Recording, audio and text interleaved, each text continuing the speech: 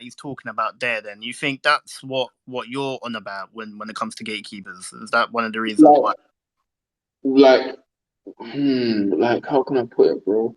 Um, he will feel, he will feel, he will feel. What's the word I'm looking for, man? Shit.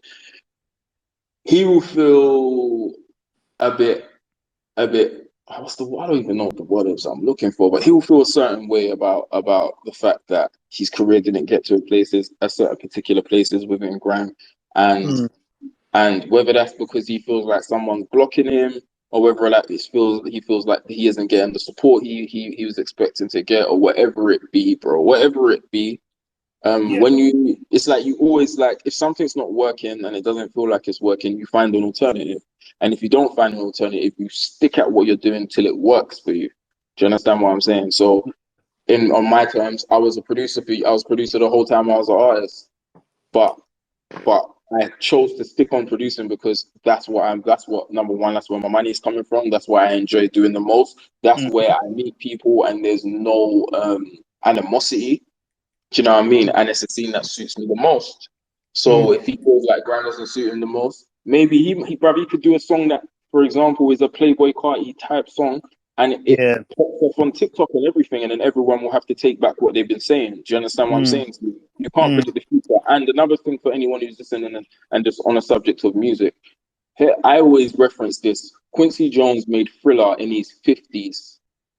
He made Thriller in his 50s with Michael Jackson, bro. That means he went through 50 years worth of life without making his biggest record yet. So there's no real time limit as long as you stick to what you do. Do you understand? People can have 1,000 narratives on you. People could say all the bad words about you or have something to talk about. But in actuality, there's no time limit for this thing. If you're great at what you do and you stick at it, at some point there should be a breakthrough for you.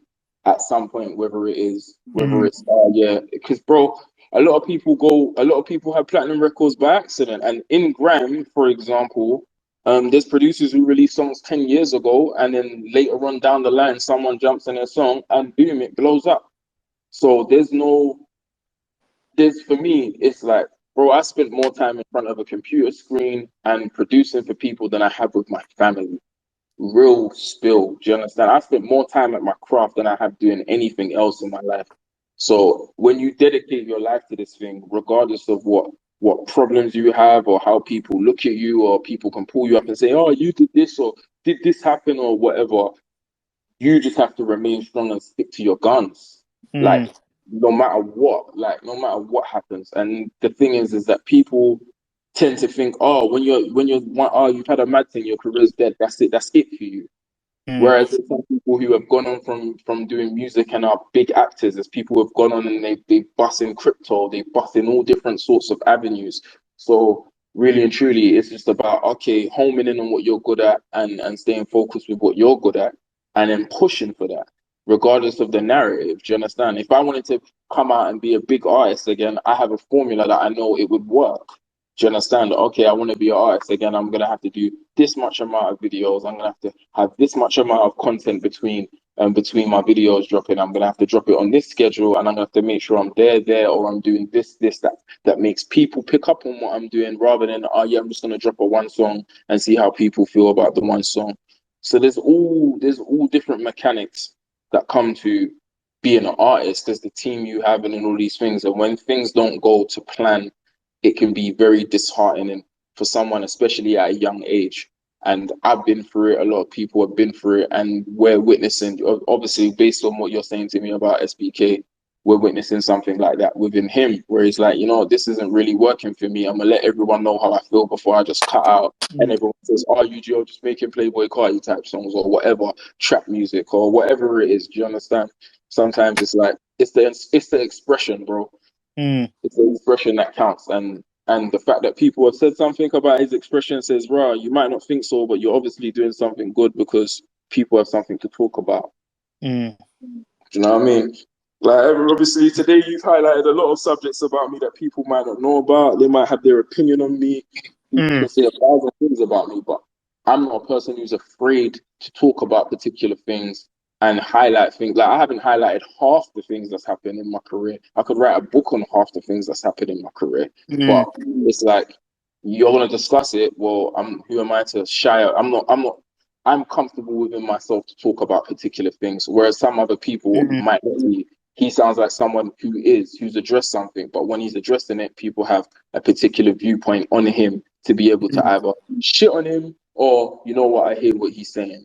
It's like it's always gonna be that thing. We got my little brother Jamal Woon in there. Do you understand? mm. Big songwriter and doing these bits and bobs as well. But yeah, man, I don't know what else you would want to discuss with me because you've highlighted all the beefs and all of that stuff. But bro, Also, I wanted to ask you: have you seen the mill before? have £1 million. I Have you seen that before? have I seen a meal straight off the back? No, I haven't seen a meal straight off the back.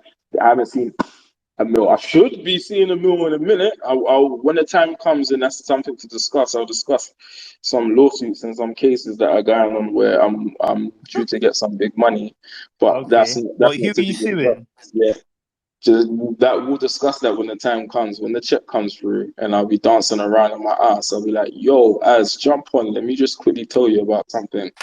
But Okay.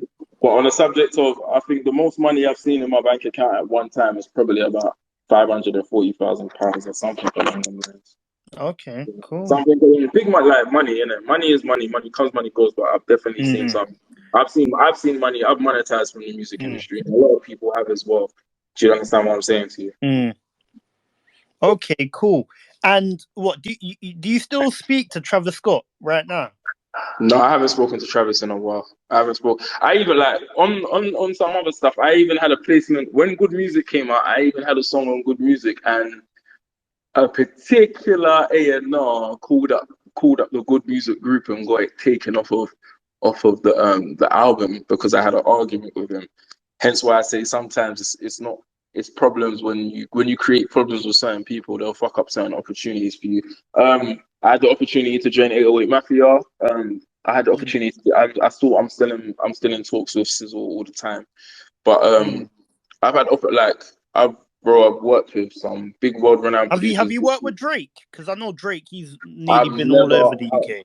I've never worked with Drake. That would be dope. I definitely have stuff in my library that could cater to OVO and stuff like that. But Have I've never worked with Drizzy. Okay. Cool. No, because I was gonna ask, obviously, if you chat to Travis Scott, tell him to tune in, innit? Because I need to ask him a couple questions. Well, I'll send it. I'll fly the DM through and see what happens. All right, cool. All right, cool. Say nothing. You know what? Then I was gonna talk about another MC in it, but you know what? I don't even think I'm gonna mention him now. Car, this guy, he's been all over the TL today. Some guy called. He's here actually. I've sent him a request, but he's not coming up. I'm gonna send it one more time. If you don't come up, then I'm just gonna bait him out. Bro, accept the request. I've sent you a request. Stop running, innit? Man. Oh, what has he requested? So basically, there's allegations coming out that this MC called Grim Sickers. I don't know if you've heard of this, but apparently there's some domestic allegations going about, domestic violence allegations going about Oh with this man. MC. Oh man. Oh man. Now, Oh man. this is the platform to come and address it, right? Bro, We I'm had gonna up, keep okay, you know listen. what? You know what, Doc? Yeah, say whatever you have to say before I bring you off the stage. Yeah, Yeah. because I'm gonna cut off, man. But yeah. Big up everyone in there. Hope you got some insight to who I am. Do you understand? You can follow me on my Twitter, Instagram, Producer Zeph. Follow Producer Portals. That's where we're bigging up all the producers and keeping things moving. Shout out to DJ Ox, Funky D, Jamal Woon as Modus, and the whole team, all Mama Nami, Shadow Government members, and yeah, I mean, peace, blessings, love.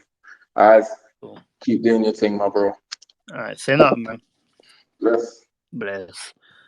All right, cool. So yeah, that was Dot Rotten, Zeph Ellis for you, man. Okay, so yes, so where is he? Grim Sickers